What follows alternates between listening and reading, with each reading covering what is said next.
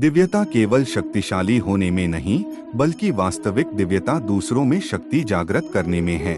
मन की गतिविधियों, होश, श्वास और भावनाओं के माध्यम से भगवान की शक्ति सदा तुम्हारे साथ है। जीवन में वाणी को संयम में रखना अनिवार्य है, क्योंकि वाणी से दिए हुए घाव कभी भरे नहीं जा सकते।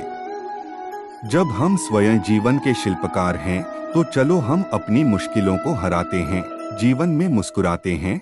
एक बार माफ करके अच्छे बन जाओ, पर दोबारा उसी इंसान पर भरोसा करके बेवकूफ कभी न बनो। न हार चाहिए, न जीत चाहिए। जीवन में अच्छी सफलता के लिए परिवार और कुछ मित्र का साथ चाहिए। रिश्तों को निभाने के लिए वक्त निकालिए। कहीं ऐसा न हो जब आपके पास वक्त हो तो रिश्ता ही न बचे। वह जो इस ज्ञान में विश्वास नहीं रखते, मुझे प्राप्त किए बिना जन्म और मृत्यु के चक्र का अनुगम करते हैं। लोग आपके अपमान के बारे में हमेशा बात करेंगे। सम्मानित व्यक्ति के लिए अपमान मृत्यु से भी बदतर है। जो दूसरों की तकलीफों को समझते हैं, जिनमें दया है, दिल से अच्छे हैं, उन्हें दोबारा जन्म लेना नहीं पड़ता।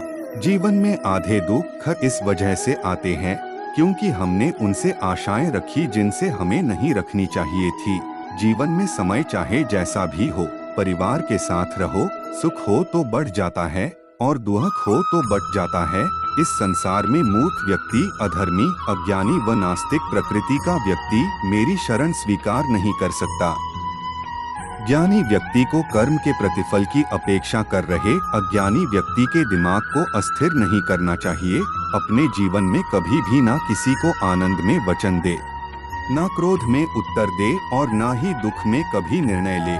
किसी और का काम पूर्णता से करने से कहीं अच्छा है कि अपना काम करें, भले ही उसे अपूर्णता से करना पड़े। मैं ही इस सृष्टि की रचना करता हूँ, मैं ही इसका पालन पोषण करता हूँ और मैं ही इस सृष्टि का विनाश करता हूँ। कृष्ण कहते हैं, जब जब संसार में धर्म की हानि होगी, अधर्म की विजय, तब तब मैं इस पृथ्वी पर अवतार लूंगा। अमीर बनने के लिए एक एक क्षण संग्रह करना पड़ता है, किंतु अमर बनने के लिए एक एक कण बांटना पड़ता है, उसे शांति प्राप्त होती है। हमेशा छोटी छोटी गलतियों से बचने की कोशिश किया करो, क्योंकि इंसान पहाड़ों से नहीं पत्थरों से ठोकर खाता है। शांति से भी दुखों का अंत हो जाता है और शांत चित्त मनुष्य की बुद्धि शीघ्र ही स्थिर होकर परमात्मा से युक्त हो जाती है।